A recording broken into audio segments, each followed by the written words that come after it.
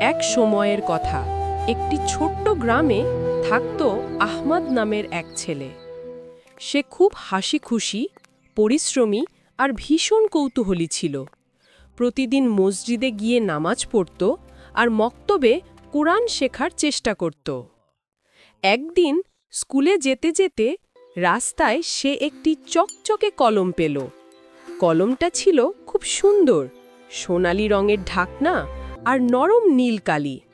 আহমদ কলমটা হাতে নিয়ে ভাবল, আহ, যদি এটা আমার হতো। কিন্তু সঙ্গে সঙ্গেই তার মনে পড়ল আল্লাহ তাআলা বলেছেন, যে আমানত রাখবে না সে আমার উম্মতের মধ্যে নয়।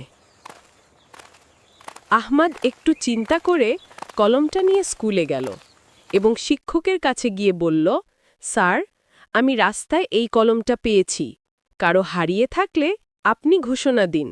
স্যার হাসলেন, বললেন, বাহ আহমদ, তুমি দারুণ কাজ করেছ। সত্যি বলতে খুব কম বাচ্চাই এমনটা করত। দুপুরে এক বড় ছাত্র দৌড়ে এসে বলল, স্যার, আমার কলম হারিয়ে গেছে।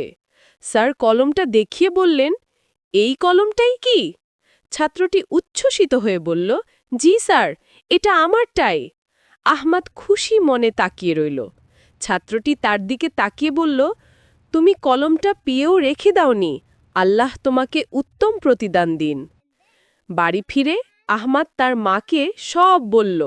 মা তাকে বুকে জড়িয়ে বললেন, বাবা, এটাই হলো ঈমানদার মুসলমানের লক্ষণ। আল্লাহ সব সময় সত্যবাদীদের ভালোবাসেন।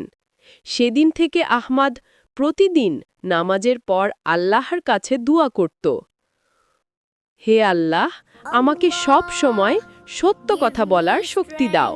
To always speak the truth.